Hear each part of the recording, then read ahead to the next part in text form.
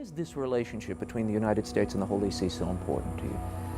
Well, first of all, it's important to me because the Holy Father represents and stands for some values that I think are important for the health of the country. And when he comes to America, millions of my fellow citizens will be hanging on his every word. I do know that in order for a president to be effective, he better bring a set of principles from which he will not deviate and articulate them as clearly as he can, and then not worry about, immediate popularity, because popularity comes and goes, but what doesn't change are solid principles. And I'm going to remind his Holy Father how important his voice is, and making it easier for politicians like me to be able to kind of stand and defend our positions that are, I think, very important positions to take. Mr. President, final question. Yes, sir. You said famously, when you looked into Vladimir Putin's eyes, you saw his soul. Yeah. When you look into Benedict XVI's eyes, what do you see? God.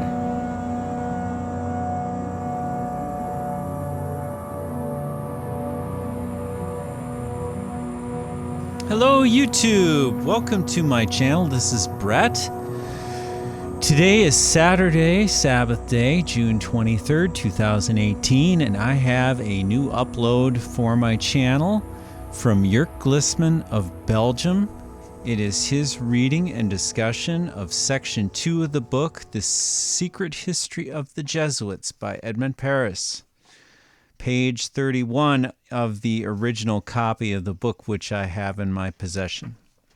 Now, a number of years ago, I stumbled into this Jesuit conspiracy, thankfully to the efforts of several members of YouTube community here online. And through them, I learned a few things about the Jesuit order before I really understood the implications of this. And, as most of us come to a deeper knowledge of the truth, we become more perhaps active with the Spirit of truth and the Spirit of the Bible, the Holy Spirit.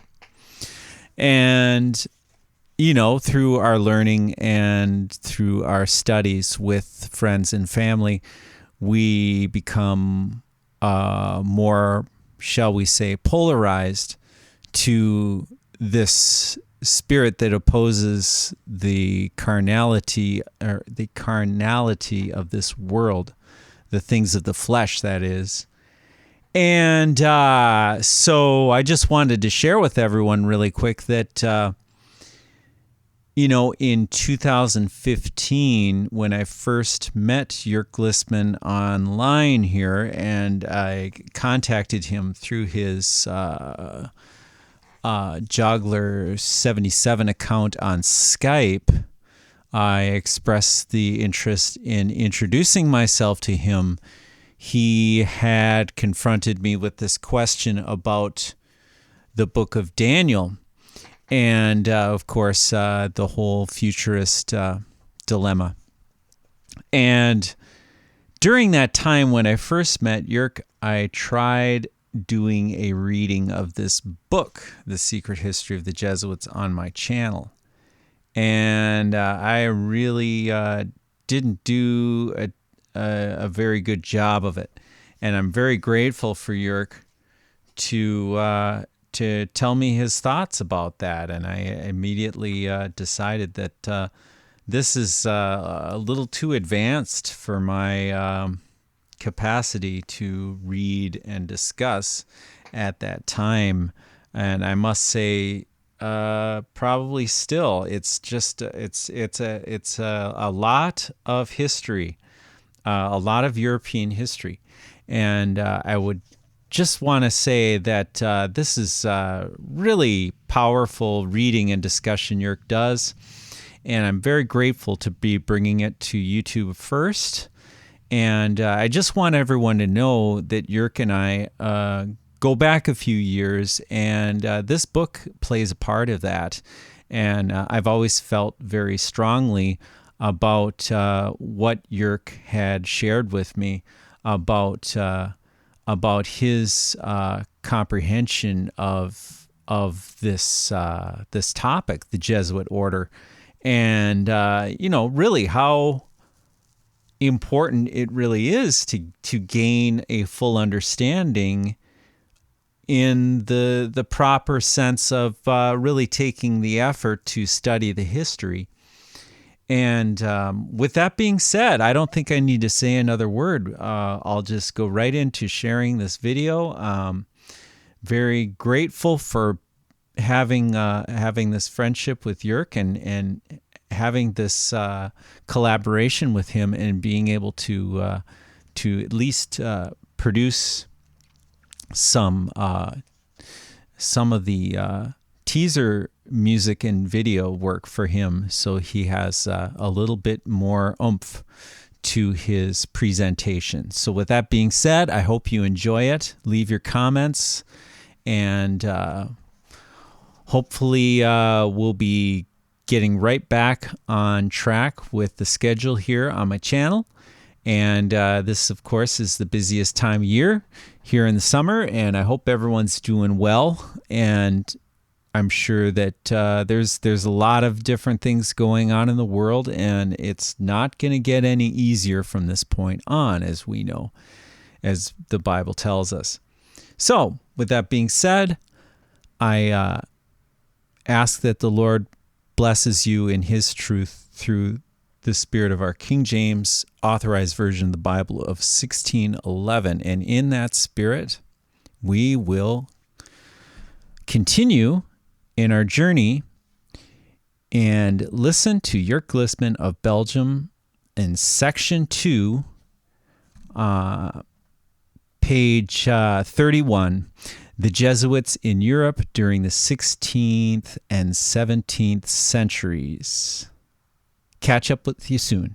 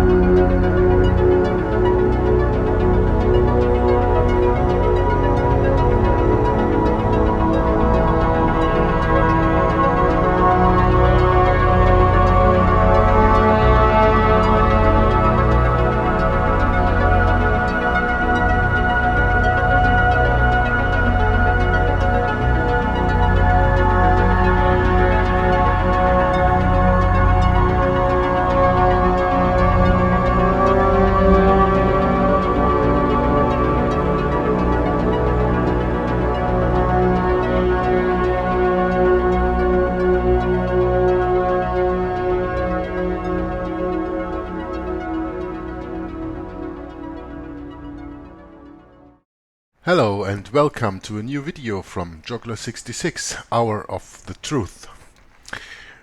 Now, since Brett was so inventious to make an intro and even an outro video to all my readings of the book reading of The Secret History of the Jesuits, as well as in German as in English, I don't need to do a long introduction what this video is all about. That is called The Jesuits in Europe during the 16th and 17th century.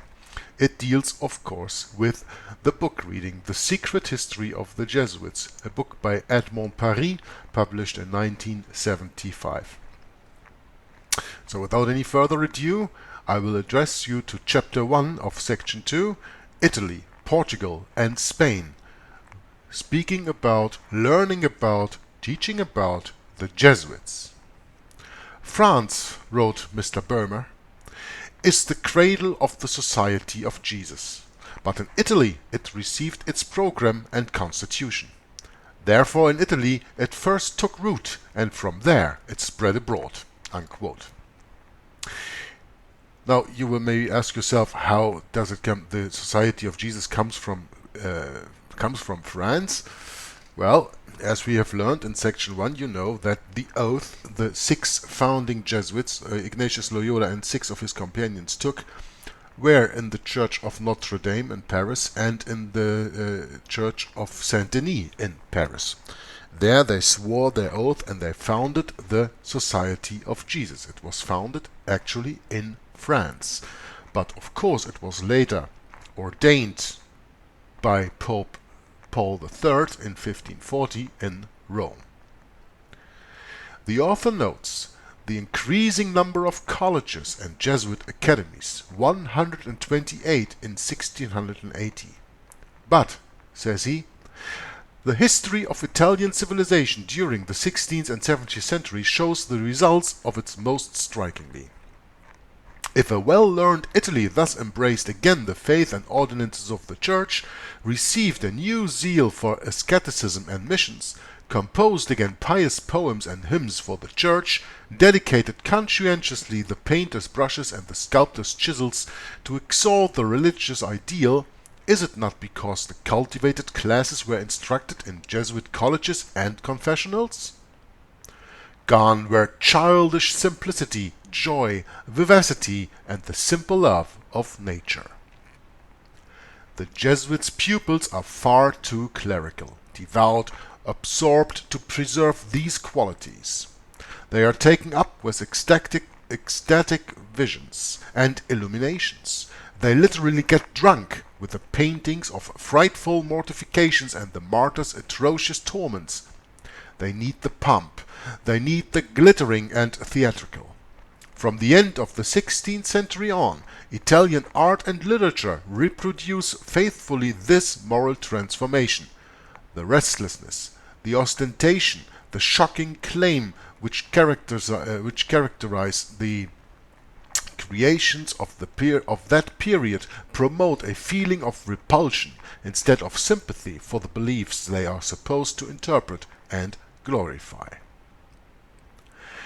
It is the mark sui generis of the company.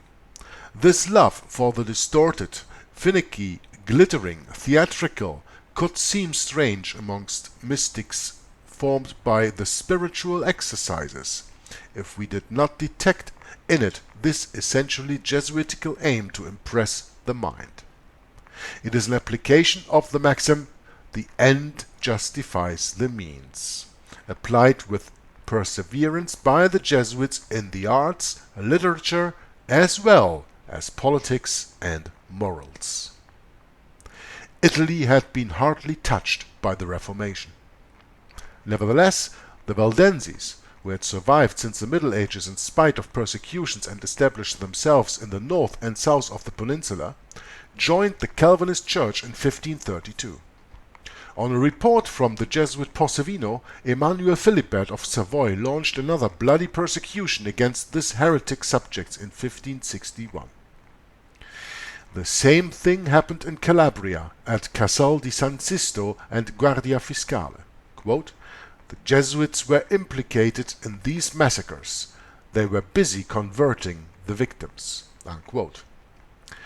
As for Father Posevino, he followed the Catholic army as their chaplain, and recommended the extermination by fire of the heretic pastors as a necessary and holy act. The Jesuits were all-powerful in Parma, at the court of the Farnese, as well as in Naples during the 16th and 17th century.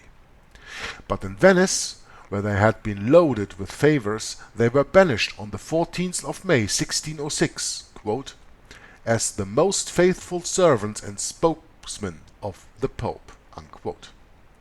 They were nevertheless allowed to return in 1656, so just 50 years later. But their influence in the Republic was to be from now on but a shadow of the day they had in the past. Portugal was a choice country for the order. Already under John III, who reigned between 1521 and 1559, it was the most powerful religious community in the kingdom. Its influence grew even more after the Revolution of 1640, which put the Braganza on the throne. Under the first king of the House of Braganza, Father Fernandez was a member of the government and, under the minority of Alphonse VI, the councillor most heeded by the regent Queen Louise, Father de Ville was successful in overthrowing Alphonse VI in 1667. And Father Emmanuel Fernandez was made a deputy to the Cortes in 1667 by the new King Peter II. In spite of the fact that the fathers were not fulfilling any public duty in the kingdom, they were more powerful in Portugal than in any other country. Not only were they spiritual advisors to all the royal family, but the king and his minister consulted them in all important circumstances. From one of their own testimonies we know that not one place in the administration of the state and church could be obtained without their consent, so much so that the clergy, the high classes, and the people contended with each other to win their favors and approval. Foreign politics were also under their influence. Any sensible man would see that such a state of affairs was unprofitable to the good of the kingdom. Well, let's go a little bit back into what I just read. It reads, not only were they spiritual advisors to all the royal family, still speaking about Portugal here, but the king and his minister consulted them in all important circumstances. Now, what is the difference with today, 2016, where we don't have a king anymore, for example in the United States of America, but a so-called president, and where we have a president like in Germany, then we have also a prime minister. What's the difference today? The Jesuits are still there consulted. The people who are in the positions of power today are all Jesuitical educated. Yeah, they come in the United States of America from Georgetown in university. They come, as Boehner said so famously, from Fordham and Xavier University and all these Jesuitical universities. So they have all been indoctrinated with Jesuitical teaching. And the Jesuits, as it continues here to say, from one of their own testimonies, we know that not one place in the administration of the state and church could be obtained without their consent. So they have total control of state and church to put anybody of power in the right position. So much so that the clergy and high classes and the people contended with each other to win their favors and approval. If you do not have the approval of the Jesuits, and that was in the 16th and 17th century as in Portugal, as we read here in the book, the same as it is in the year 2016 in the United States of America and in the European Union. Actually, absolutely the same. The high classes and the people contended with each other to have to win their favors and approval of the Jesuits. Even foreign politics were also under their influence. Well, the School of Foreign Politics from Georgetown University is the one that actually tells the United States of America where their foreign policy is going to, and that is exactly the policy of the papacy that is done there. Yeah? Any sensible man would see that such a state of affairs was unprofitable for the good of the kingdom. Well, that's the reason why then, at those times, the Jesuits were thrown out of these countries, because the countries could not prosper anymore when the Jesuits were at the positions of power in those countries. Any sensible man would see that such a state of affairs was unprofitable to the good of the kingdom. Okay, reading on. In fact, we can see that the results by the decadent state into which this unfortunate land fell. All the enemy and perspicacity of the Marquess of Pombal in the middle of the 18th century were needed to tear Portugal out of the order's deadly grip. In Spain, the order's penetration was slower. The higher clergy and the Dominicans opposed it for a long time. Yeah, why did the Dominicans oppose it for a long time? I can tell you. Because we know that after the ordination by Pope Paul III of the Jesuit order in 1540, as we read in Rulers of Evil, it took them 2 years to negotiate to take over the Inquisition, and they took over the Inquisition from the Dominicans. But, of course, that was the Inquisition in all of Europe, not per se in Spain. And the Dominicans were not happy when the Jesuits wanted to take the Inquisition from them, because they thrived on that. They throve on that, I have to say. Yeah? It's the higher clergy and the Dominicans especially opposed it, meaning the ruling of the Jesuits in Spain for a long time, because they wanted to rule themselves. Now the sovereigns themselves, Charles V and Philip II, while accepting their services, the Jesuit services, distrusted these soldiers of the Pope and feared encroachments on their authority. But, with much craftiness, the order eventually defeated this resistance. Quote, "During the 17th century they are all powerful in Spain, among the high classes and at court.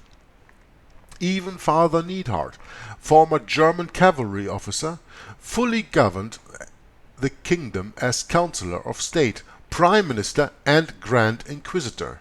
In Spain, as in Portugal, the kingdom's ruin coincided with the rise of the order." Unquote. Very important sentence. I hope that you understand that and then transfer that into the 21st century where we are living in. In Spain, as in Portugal, the kingdom's ruin coincided with the rise of the order. The more the United States of America and the European Union where I live in gets ruined, the higher the order of the Jesuit rises. Nothing new under the sun. Nothing's changed in these few hundred last years. Now this is what Edgar Quinet had to say about it. Quote, "Wherever a dynasty dies, I can see rising up and standing behind her a kind of bad genie, one of those dark figures that are the confessors, gently and paternally luring her towards death." Unquote. Indeed, one cannot impute Spain's decadence to this order only.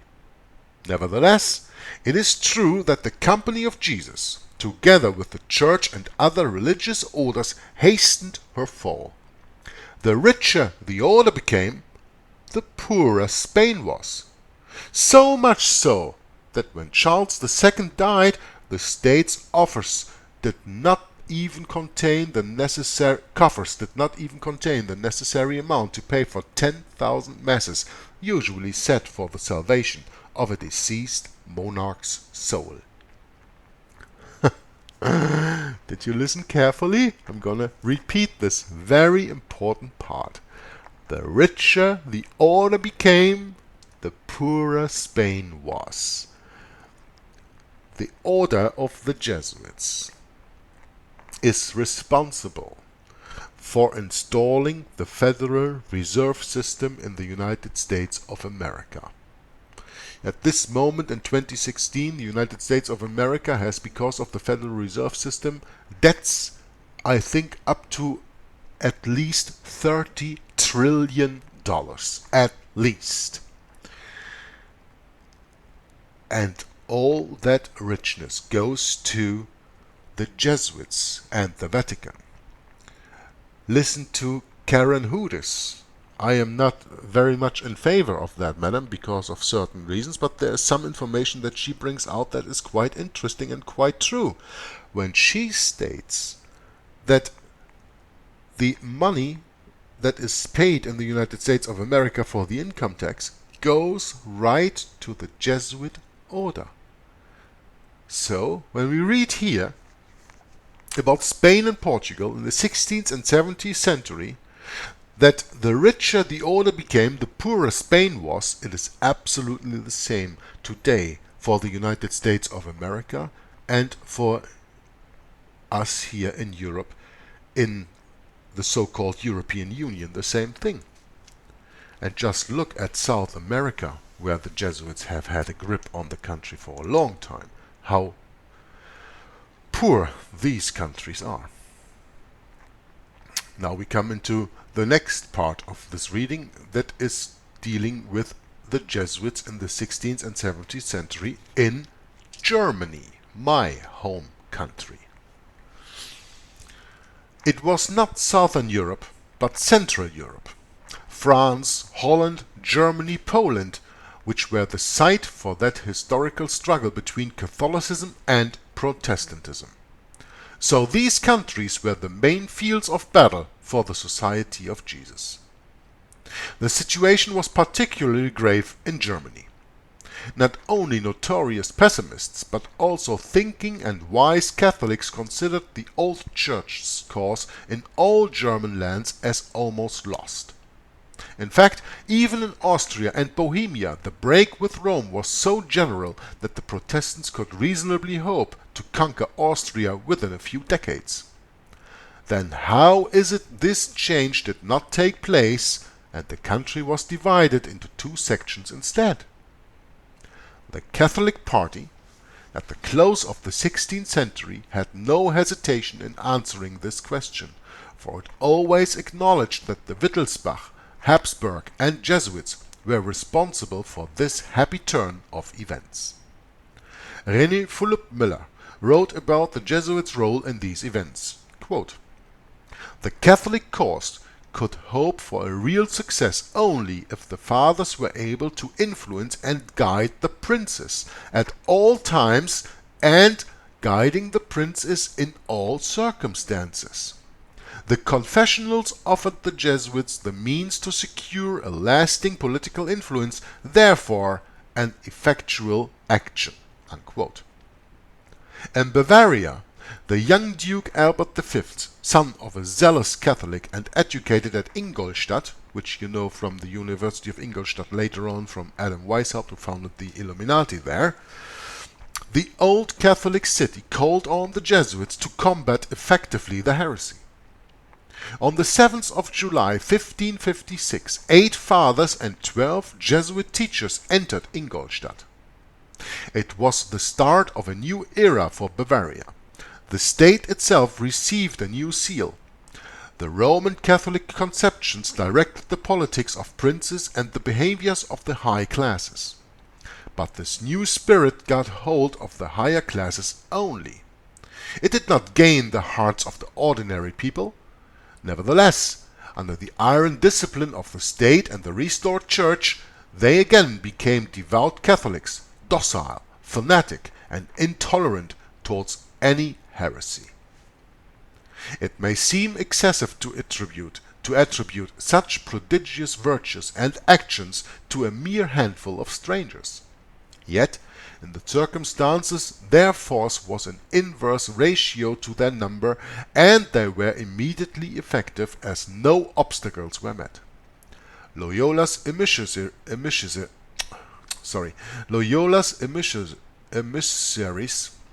what a difficult word, Loyola's emissaries won the country's heart and mind from the start. From the next generation on, Ingolstadt became the perfect type of the German Jesuit city. One can judge that state of mind the fathers introduced to this stronghold of faith by reading the following. Quote, "The Jesuit Meyerhofer of Ingolstadt taught in his Preacher's Mirror, quote, 'We will not be judged if we demand the killing of Protestants any more than we would by asking for the death penalty of thieves, murderers, counterfeiters, and revolutionaries.'" Unquote. So, what does this Jesuit Meyerhofer in Ingolstadt teach? We will not be judged if we if we demand the killing of Protestants any more than we would by asking for the death penalty on murderers, counterfeiters, and revolutionaries. But Protestants only have another faith. They only follow the Bible and the Bible alone. They only follow God and God alone for their conscience. They are not murderers, they are not counterfeiters, and they do not do revolutions. But still the Jesuit Meyerhofer teaches that Protestants should be killed as well as thieves, murderers, counterfeiters, and revolutionaries. So here is the big distinction that you always have to make. When Rome persecutes, it persecutes because of the belief that you have. When Protestants hang Catholics, which happened, I have no problem with admitting that, but that was only not because they were Catholics and because they had another belief system, but that was because they were instigators of revolutions, they were traitors, they were absolutely betraying their country, they were treasoners, especially when we go later into the reading of England. There you will see that, because there this happened, that some Catholics, Jesuits, were hanged and killed. Also in America that happened after the assassination of Abraham Lincoln. Yeah? The people responsible for the assassination of Abraham Lincoln, the Surratt family, Mary Surratt, and some others, were hanged. But not because of their belief system, but because of their actions, their treasonous actions they did to that country. But Jesuit Meyerhofer says, and you really have to let that sink that in and understand that, we will not be judged if we demand the killing of Protestants any more than we would by asking for the death penalty on thieves, murderers, counterfeiters, and revolutionaries. So someone with a different belief system is put in the same line as thieves, murderers, counterfeiters, and revolutionaries. Make up your own mind what you think about that. The successors of Albert V, and especially Maximilian, who reigned between 1597 and 1651, completed his work. But Albert V already was conscientious in his duty of assuring his subjects' salvation. As soon as the Fathers arrived in Bavaria, so that's the Jesuits, his attitude towards Protestants and those favorable to them became more severe. From 1563 on, he pitilessly expelled all recalcitrants, and had no mercy for the Anabaptists who had to suffer drownings, fire, prison and chains, all of which were praised by the Jesuit Agricola. In spite of all this, a whole generation of men had to disappear before the persecution was crowned a complete success. As late as 1586, the Moravian Anabaptists managed to hide 600 victims from the Duke Guillaume. This one example proves that there were thousands and not hundreds who were driven out, an awful breach into a thinly populated country. But, said Albert V to the Munich City Council, quote, God's honor and the salvation of souls must be placed above any temporal interests. Unquote. Little by little, all teaching in Bavaria was placed in the Jesuits' hands, and that land became the base for their penetration in eastern, western, and northern Germany. From 1585 on, the Fathers converted the part of Westphalia depending on Cologne. In 1586 they appear in Neuss and Bonn, one of Cologne's archbishop's residences. They open colleges at Hildesheim in 1587 and Münster in 1588. This particular one already had 1,300 pupils in 1618. A large part of Western Germany was reconquered in that way by Catholicism. You can say that Germany's part of Bavaria is a little bit like Poland. Even though that Bavaria never was Protestant and Poland was Protestant and turned within 50 years completely into Catholicism, as we will read later on. But even in in Bavaria, the Bible possession was forbidden, and when you had the Bible, you were burned at the stake in the 16th century. So the Protestant Reformation never really took hold on Bavaria. But anyway, we read along the last sentence here. A large part of Western Germany was reconquered in that way by Catholicism, thanks to the Wittelsbach and Jesuits. The alliance between the Wittelsbach and Jesuits was maybe even more important for the Austrian lands than for Western Germany. The Archduke Charles of Styria, last son of Emperor Ferdinand, married in 1571 a Bavarian princess, quote, who brought into Graz castle the narrow Catholic tendencies and the friendship for the Jesuits which prevailed at the court of Munich, unquote. Under her influence, Charles worked hard to extirpate the heresy from his kingdom, and when he died in 1590, he made his son and successor Ferdinand swear that he would go on with this work.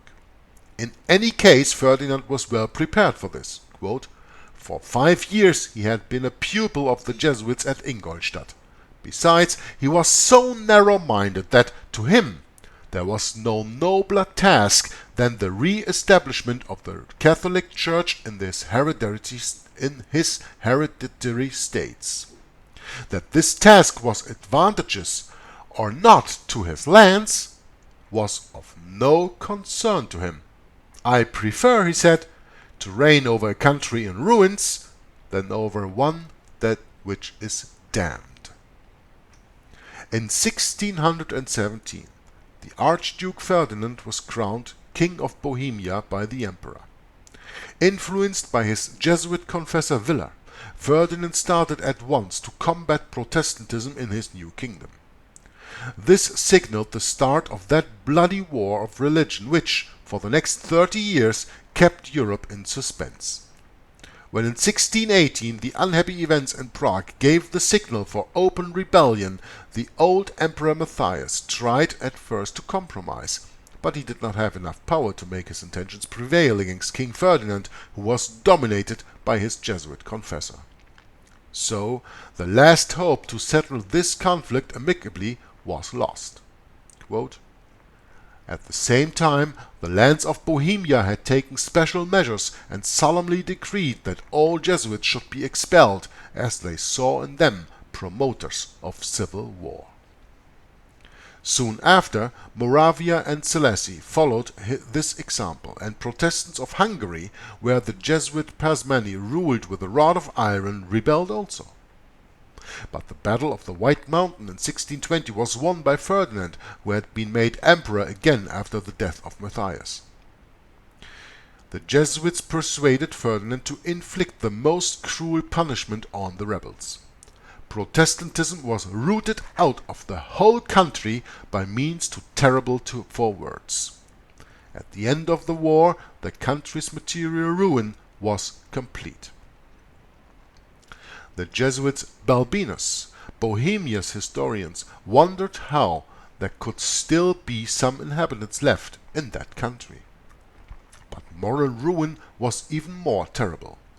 The flourishing culture found amongst the nobles and middle classes, the rich national literature which could not be replaced, all this had been destroyed, and even nationality had been abolished. Bohemia was open to the Jesuits' activities, and they burnt Czech literature en masse. Under their influence, even the name of the nation's great saint, John Huss, gradually grew dimmer until it was extinct in the hearts of the people. The height of the Jesuit power, said Tomek, coincided with the country's greatest decadence in her national culture. It is because of the influence that order had that this unfortunate land's awakening came about 1 century too late. when the 30 Years' War came to an end, and a peace was concluded assuring German Protestants the same political rights enjoyed by the Catholics, the Jesuits did their uttermost to continue the fighting. It was in vain. But they obtained from their student Leopold I, then reigning emperor, the promise to persecute the Protestants in his own lands and especially in Hungary. Quote, escorted by imperial dragoons, the Jesuits undertook this work of conversion in 1671. The Hungarians rose to action and started a war which was to last for nearly a whole generation.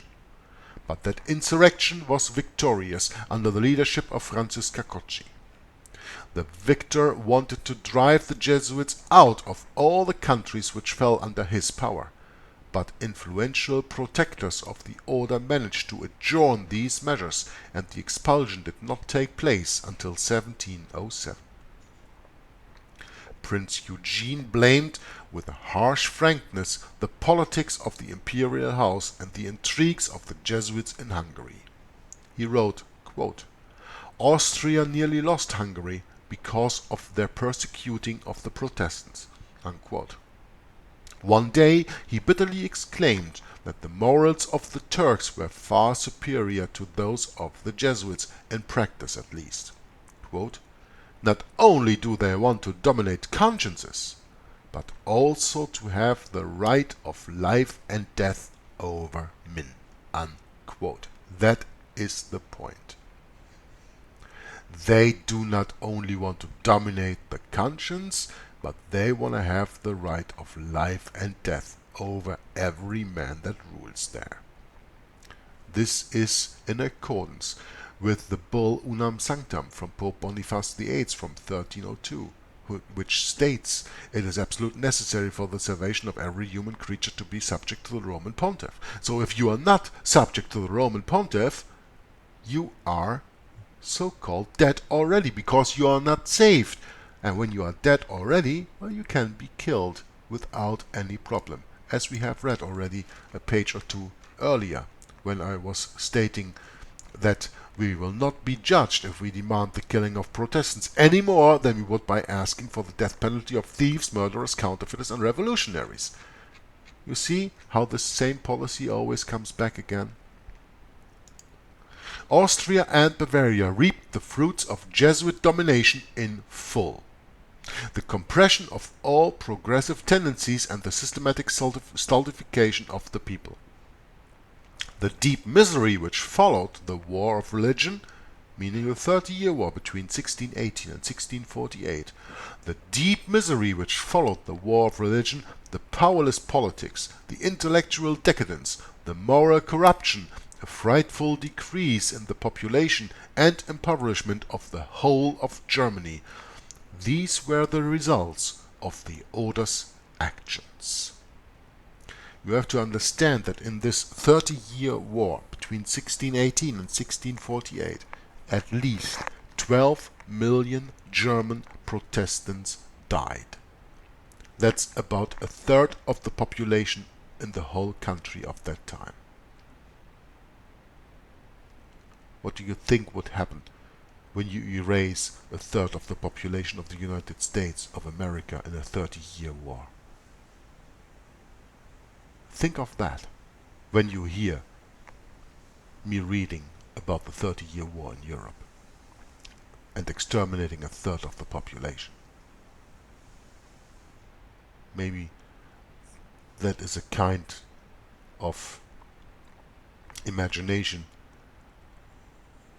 that you can have any idea of the consequences that would bear for that in your country where you are living in. Because this all sounds so far away. Almost 400 years in the past, far from the United States of America, where you maybe sit and read this along with me or hear this now. But 1/3 of your country erased because of religious reasons within 30 years, a 30 years bloody war. Think about how you would feel if that happened to your country, and if your country had to live with a history like that. Well, we come to chapter 3 and read about Switzerland and the Jesuits in the 16th and 17th century in that country of Europe. It was only during the 17th century that the Jesuits succeeded in establishing themselves successfully in Switzerland after having been called, then banished, by a few cities of the Confederation during the second half of the 16th century. The Archbishop of Milan, Charles Borromée, who had favored their installation at Lucerne in 1578, soon realized what the results of their actions would be, as we are reminded by J. Huber. Quote, Charles Borromée wrote to his confessor that the Company of Jesus, governed by heads more political than religious, is becoming too powerful to preserve the necessary moderation and submission. She rules over kings and princes and governs temporal and spiritual affairs. Now, isn't this exactly what it is written in the Bible? Revelation 17. And there came one of the 7 angels which had the 7 vials, and talked with me, saying unto me, Come hither, I will show unto thee the judgment of the great whore that sitteth upon many waters, with whom the kings of the earth have committed fornication, and the inhabitants of the earth have been made drunk with the wine of her fornication. Isn't this what I've just read to you exactly what is written in the Bible? The Company of Jesus, governed by heads more political than religious, is becoming too powerful to preserve the necessary moderation and submission. She rules over kings and princes and governs temporal and spiritual affairs. The pious institution has lost the spirit which animated her originally. We shall be compelled to abolish it. That's a very nice quote, but the last sentence, the pious institution has lost the spirit which animated her originally. No, only if you misunderstand that spirit that has inspired that institution from the beginning. That was never inspired by Jesus Christ. It was always inspired by the devil. We shall compel to abolish it? Yeah, that would be something. Now, at the same time in France, the famous legal expert Edmond Paris wrote, quote, Introduce this order in our midst, and at the same time you will introduce dissension, chaos, and confusion. Unquote. Introduce the order of the Jesuits in our midst, and at the same time you will introduce dissension, chaos, and confusion. Hello, America 2016. Have a look at your country. The Jesuits are planted everywhere. You have more than 28 Jesuit universities. You have hundreds of Catholic high schools. You have famous Jesuit institutions like Georgetown University, Xavier University, Loyola University, Fordham University, Notre Dame University, and there are all the people of this order in the midst of your land, and as Edmond Paris wrote it here and this time, you will introduce dissension, chaos, and confusion. Exactly what is happening over there. And sorry, I'm here in Europe, am not better. They did the same over here. I cannot even find a school in my neighborhood that is not Jesuit or Catholic controlled. But we have to understand where the real enemy is. Rome! Is it not this identical complaint heard over and over again, and in all countries against the company? It was the same in Switzerland when the evidence of her evil deeds broke through the flattering appearances with which she excelled in covering herself. Like the pagan Roman Caesarian political empire covered itself with the garments of Christianity. Wherever the Jesuits managed to take root, they seduced great and small. They seduced young and old. Very soon, the authorities would start consulting them in important circumstances. Their donations started flowing in, and it was not long before they occupied all the schools, the pulpits of most churches, the confessionals, and all high-ranking and influential people, confessors looking after the education of all classes of society, counselors and intimate friends of members of the council. Their influence grew day after day, and they did not wait long before exercising it in public affairs. Lucerne and Freiburg were their main centers. From there, they conducted the exterior politics of most Catholic cantons. Any plan forged in Rome or by other foreign powers against Protestantism in Switzerland was assured of the Jesuits' full support. In 1620 they were successful in making the Catholic population of the Veltlin rise against the Protestants, and they slaughtered 600. The Pope gave indulgence to all those who took part in that horrible deed. So, when you are killing a Protestant here in Veltlin, you are given indulgence by the Pope for that deed. Means it is a meritorious work to kill a Protestant. As I read to you, in Rulers of Evil, when we were speaking about this little document called the Directorium Inquisitorum. Look that up again and you will find it. It's in my reading of Rulers of Evil. Directorium Inquisitorum. You can also Google it and find it out for yourself. In 1656, the author continues, in 1656 they kindled civil war between members of the various confessions. Later again, a new war of religion was started by the Jesuits. In 1712, peace was being discussed in Arau. Lucerne and Uri had just accepted it when the Jesuits, on an order from Rome, did all they could to reverse things. They refused absolution to all those who would hesitate to take up arms. They proclaimed loudly from their pulpits that one was not obliged to keep his word when it was given to heretics. They made moderate councillors to suspect, tried to remove them from their posts, and provoked in Lucerne such a threatening uprising of the people against the government that the supreme authority resigned herself to break the peace. The Catholics were defeated in the fight which followed and signed a ponderous peace. But let me just go back to this little sentence that I just read here.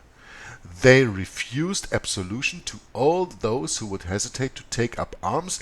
They proclaimed loudly from their pulpits that one was not obliged to keep his word when it was given to heretics.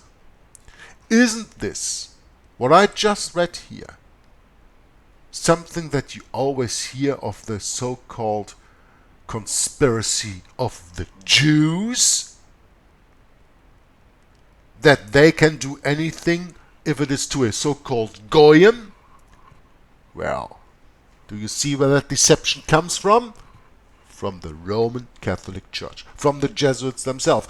They proclaimed loudly from their pulpits that one was not obliged to keep his word when it was given to heretics. The end justifies the means. Mental reservation. I can call in mental reservation because the end justifies the means, that in the end the church is the gainer of all actions. Since all that time, the order's influence in Switzerland became smaller and smaller. Today, Article 51 of the Swiss Constitution forbids the Society of Jesus to hold any cultural or educative activity on the territory of the Confederation, and efforts made to abolish this rule have always been defeated. And now I have to make a little comment. The problem is that when you want to look that up on the internet, I can only find a German comment on that. So I will read this here and translate it as good as I can. So these articles 51 and 52 of the Bundesverfassung, means the constitution from Switzerland, that disallowed the Jesuits from 1874, is abolished on the 20th of May 1973, just to make it short. And in my German video there will probably be a link to the Wikipedia where you can find that and read that for yourself, but I'm not going to translate that whole little article here. But the point is that by a how do you call that? By a referendum in the 20th of May in 1973, these Jesuitical articles that the Jesuits were forbidden in Switzerland are taken out of the constitution. So today, of course, since more than 60 years already, the Order of the Jesuits, of course, is not forbidden anymore in Switzerland. Coming to the next part, Poland and Russia. A little bit of Poland I gave already away, but that's no problem. Jesuit domination was nowhere as deadly as it was in Poland. This is proved by Börner, a moderate historian who does not bear any systematic hostility towards the society. Quote, and there are a lot of quotes from his work, so I will not always say quote when it comes, but the Jesuits were entirely responsible for Poland's annihilation. The accusation so worded is excessive. The decadence of the Polish state had started before they came on the scene, but they undoubtedly hastened the kingdom's decomposition. Of all the states, Poland, who had millions of Orthodox Christians in their midst, should have had religious tolerance as one of the most essential principles of her interior politics. The Jesuits did not allow that. They did worse. They put Poland's exterior politics at the service of Catholic interests in a fatal manner. Unquote. Now, listen very carefully, very carefully. This was written at the end of the last century, meaning the 19th century. It is very similar to what Colonel Beck, former Polish Foreign Affairs Minister from 1932 to 1939, said after the war from 1939 to 1945. But let me make sure that you get that. The first quote that I read from the book from Burma, that ended with saying they put Poland's exterior politics at the service of Catholic interests in a fatal manner, exactly the same as the United States exterior politics is put in the Catholic interest through Georgetown University and their school of foreign politics over there. Exactly the same thing. This was written in the 19th century. Now we read what did Colonel Beck say, who was a former Polish Foreign Affairs Minister from 1932 through 1939, and what did he say after the Second World War? Quote, "The Vatican is one of the main causes of the tragedy of my country. I realized too late that we had pursued our foreign politics just to serve the interests of the Catholic Church." Unquote. Did you get that? Did you understand that well enough? The Vatican is one of the main causes of the tragedy of my country, says this former Polish Foreign Affairs Minister. I realized too late that we had pursued our foreign politics just to serve the interests of the Catholic Church, meaning their foreign politics did not serve their country, it served the politics of the Roman Catholic Church. United States of America, your foreign politics just serves the first beast of Revelation 13, the Antichrist. You are fighting the crusades of the Pope. Your foreign policy in the United States of America only serves the interest of the Roman Catholic Church. We over here in Europe are not better. Don't get me wrong. I don't say that.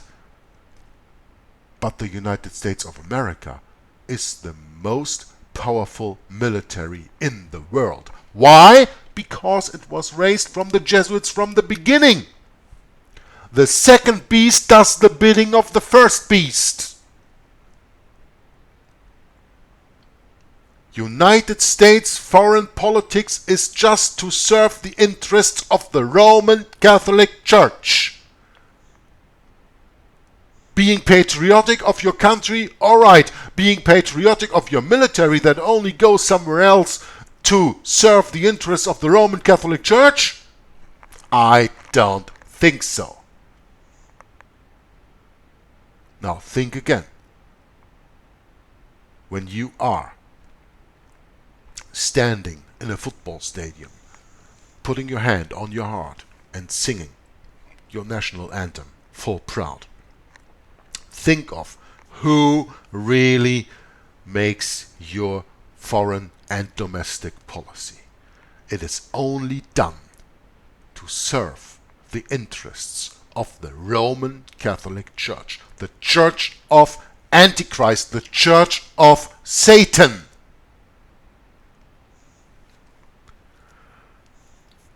So with several centuries in between, the same disastrous influence has made its mark once again on that unfortunate nation of Poland. In 1581 already Father Posavino, pontifical legate in Moscow, has done his best to bring together the Tsar Ivan the Terrible and the Roman Church. Ivan was not strictly against it. Full of glad hopes, Posavino made himself in 1584 the mediator of the peace of Kirovoa Gora between Russia and Poland, a peace which saved Ivan from inextricable difficulties. This is just what the crafty sovereign had hoped for. There was no more talk of converting the Russians. Posavino had to leave Russia without having obtained anything. 2 years later, an even better opportunity offered itself to the fathers of the Jesuits to get a hold on Russia. Grishka Obstrepiev, an unfrocked monk, revealed to a Jesuit that he actually was Dmitri, son of Tsar Ivan, who had been assassinated. He declared himself ready to subdue Moscow for Rome if he was master of the Tsar's throne. Without thinking it over first, the Jesuits took it into their hands to introduce Ostrepiev to the Palatine of Sandomir, who gave him his daughter in marriage. They spoke on his behalf to King Sigismund III and the Pope regarding his expectations, and succeeded in making the Polish army rise against the Tsar Boris Godunov. As a reward for these services, the false Dmitri renounced the religion of his fathers at Kraskowi, one of the Jesuits' houses, and promised the order an establishment in Moscow near the Kremlin after his victory over Boris. Quote, "But it was these favors from the Catholics which unleashed the hatred of the Russian Orthodox Church against Dmitri. On the 27th of May 1606 he was massacred with several hundred Polish followers. Until then one could hardly speak of a Russian national sentiment, but now this feeling was very strong and took immediately the form of a fanatical hatred for the Roman Church and Poland. The alliance with Austria and the offensive politics of Sigismund III against the Turks, all of which were strongly encouraged by the order, were just as disastrous for Poland. To put it briefly, no other state suffered as much as Poland did under the Jesuits' domination. And in no other country apart from Portugal was the society so powerful. Not only did Poland have a king of the Jesuits, but also a Jesuit king, Jean Casimir, a sovereign who had belonged to the order before his accession to the throne in 1649. Quote, "While Poland was heading fast towards ruin, the number of Jesuit establishments and schools was growing so fast that the general made Poland into a special congregation in 1751.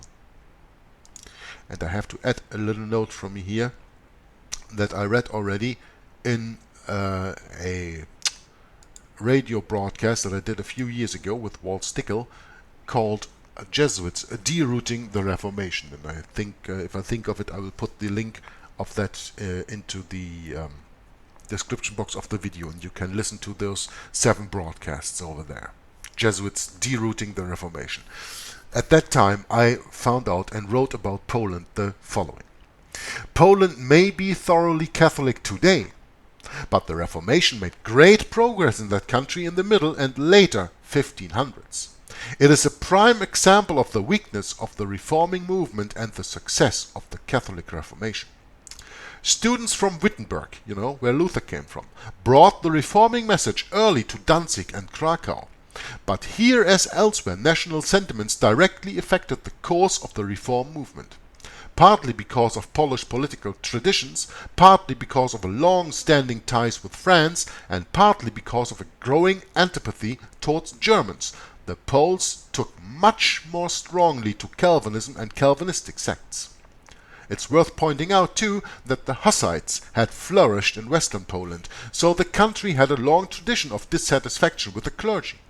Moreover, the country also had a long tradition in religious toleration.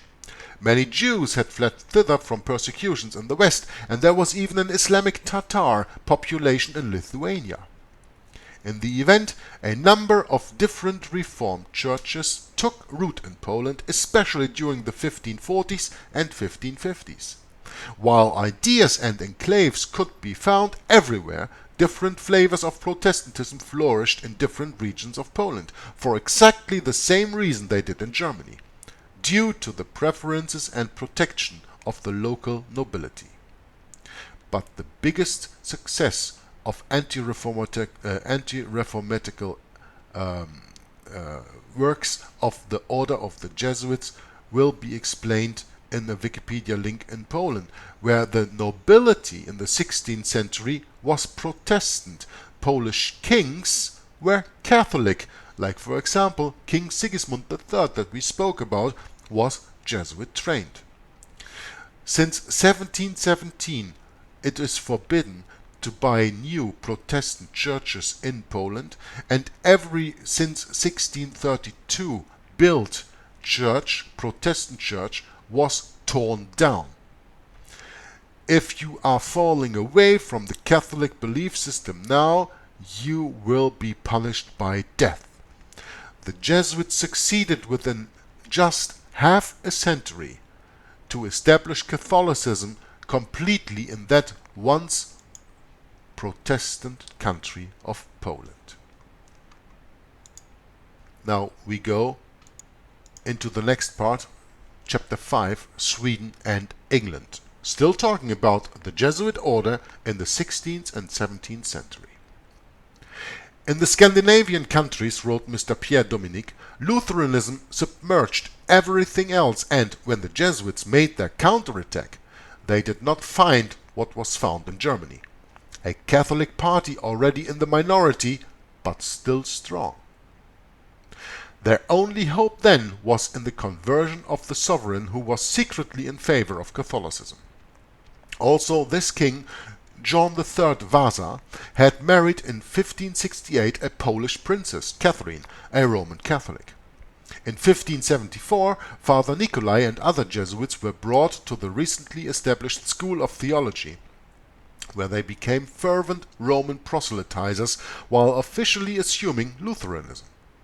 Then the clever negotiator Possevino secured the conversion of John III and the care of educating his son Sigismund, the future Sigismund III, King of Poland, as we just read in the chapter before. When the time came to submit Sweden to the Holy See, the king's conditions, marriage of priests, use of the vernacular in services and communion in both kinds, meaning bread and wine being given to the faithful, all of which had been rejected by the Roman Curia, brought the negotiations to a dead end. In any case, the king who had lost his first wife had remarried a Swedish Lutheran. The Jesuits, as a result, had to leave the country. 50 years later, the order won another great victory in Sweden. Queen Christine, daughter of Gustav Adolf, the last of the Vasas, was converted under the teaching of 2 Jesuit professors who had managed to reach Stockholm pretending to be traveling Italian noblemen. But in order to change her religion without conflicts, she had to abdicate on the 24th of June 1654. So far for Sweden. In England, on the other hand, the situation seemed more favorable to the society, and it could hope, for a while at least, to bring this country back under the Holy See's jurisdiction. When Elizabeth came to the throne in 1558, Ireland was still entirely Catholic and England 50% so. In 1542 already, Selmerin and Brute had been sent by the Pope to survey Ireland. Seminaries had been created under the Jesuits' direction in Douai, Pont-à-Mousson and Rome, with a view to train English, Irish and Scottish missionaries. In agreement with Philip II of Spain, the Roman Curia worked at overthrowing Elizabeth in favor of the Catholic Mary Stuart. An Irish uprising provoked by Rome had been crushed, but the Jesuits, who had arrived in England in 1580, took part in a large Catholic assembly at Southwark. Then, under diverse disguises, they spread from country to country, from country house to castle. In the evening they would hear confession. In the morning they would preach and give communion, and they would disappear as mysteriously as they had arrived. For from the 15th of July Elizabeth had proscribed them. They printed and distributed secretly virulent pamphlets against the Queen and the Anglican Church. One of them, Father Campion, was caught, condemned for high treason, and hanged. That's why I mentioned that half an hour ago in the reading here. Why was he hanged? Not because of his belief system, which is Roman Catholic, but because of his treason against the state and against the legitimate Protestant Queen. They also plotted at Edinburgh to win to their cause King James of Scotland. The result of all these disturbances was the execution of Mary Stuart in 1587. Then came the Spanish expedition, the Invincible Armada, which made England tremble for a while and brought about the sacred union around Elizabeth's throne. But the company, meaning the Company of Jesus, pursued nonetheless her projects and was training English priests at Valladolid, Seville, Madrid and Lisbon, while her secret propaganda continued in England under the direction of Father Garnet. After the Gunpowder Plot against James I, successor of Elizabeth, this Father Garnet was condemned for complicity and hanged, like Father Campion. I don't think that I have to go deeply into the Gunpowder Plot of 1605. Remember the 5th of November, the Gunpowder Plot, a day never to be forgot, where Guy Fawkes and other Jesuit conspirators with 36 barrels of gunpowder wanted to blow up the Parliament and the King and the whole Protestant English government at that time, and by that they would have stopped the board that was set in, this 9 groups of 6 people who were writing the King James Bible that started in 1604. But luckily, because our God, our Father, had his hand in it, this Gunpowder Plot did not succeed, and King James I was able to publish the King James Bible a few years later in 1611. Under Charles I, then in Cromwell's Commonwealth, other Jesuits paid for their intrigues with their lives.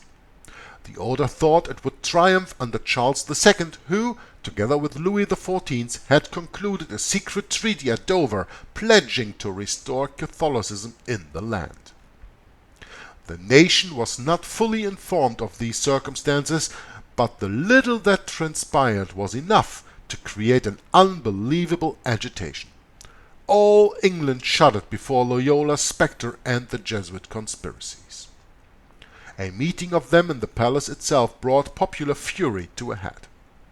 Charles II, who enjoyed the life of a king and did not want to go on another journey across the seas, hanged 5 fathers for high treason at Tyburn.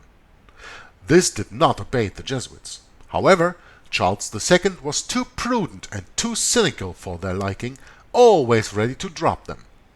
They thought victory was in sight when James II acceded to the throne. In fact, the king took up Mary Tudor's old game, meaning persecuting Protestants, but used softer means.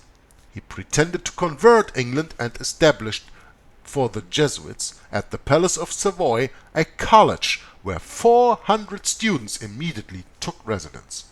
A downright camarilla of Jesuits took over the palace. All these combinations were the main cause for the 1688 glorious revolution. The Jesuits had to go against a stream too powerful.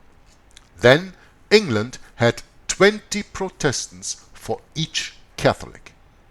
The king was overthrown, all the members of the company put in prison or banished. For some time the Jesuits recommenced their work of secret agents, but it was nothing more than a futile agitation. They had lost the cause. At this moment, but with the Oxford movement and the liberation, the liberation law that I read about in the book before, All Roads Lead to Rome, there of course the Jesuits came back.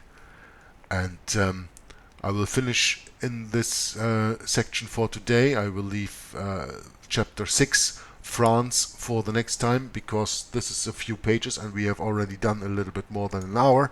So I will leave it up to here and see you next time when we will read about the Jesuit order in the 16th and 17th century in France, and then go on with another part of the book later. I thank you very much for listening and watching this video, and I hope you enjoyed it, and I hope that you've learned something as always. And well, I also learned something, and especially learning something and doing these comments, which I very, very much like to do. So, until next time, God bless you, and Joggler66 from Hour of the Truth, signing off. Bye-bye. Especially I work in dealing with the infiltration of churches and religious institutions as well as government. That cover a tremendous number of institutions.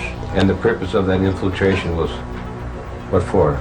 Well, the purpose is what the Roman Catholic system has all the time as her own purpose, is to infiltrate, to penetrate all the areas of life where the Roman Catholic can have control and access for the coming world government. Simply put, this country and this world benefit from your commitment to Jesuit principles, to being men. As a graduate of another great Jesuit institution, Xavier University, I have great affection for the value and purpose of a Jesuit education. What that means is, in preparation for that world government, the Roman Catholic institution, especially since the establishment of the Jesuit order in 1541, throughout all these 500 years, they've been in preparation and through infiltration and penetration of every level of society in order to take over the world politically and religiously. What a beautiful day. The Lord has made. Holy Father, on behalf of Michelle and myself, welcome to the White House. There are two doctrines that define very well this dangerous goal of the Roman Catholic institution. Two doctrines define this very well. One is called the doctrine of the apostolic succession, and that is dealing with the papacy. And the other is the doctrine, the temporal power, and that is dealing with world government. Of course, both, because you can see that even the Pope and his own individual office, he meet those requirements. He is not only the head of his church, as he called himself, John Paul II, the present Pope. He said he is the pastor of his church. He is not only that, but he is the head of his state. It is a sign, perhaps, of how far we have come in this country that today's news of formal recognition between the governments of the United States and the Vatican did not create a furor. Once upon a time, it would have. Once upon a time, and not all that long ago, it did. From the time of President Washington, that was the first president to be utilized by the Jesuits. If you were not aware of that, President Washington already was initiated by the Jesuits to bring about the first communication with the Vatican ever known in this country. From there on, President Reagan, to all this time, President Reagan has come to fulfill the greatest moment in the history of this conspiracy.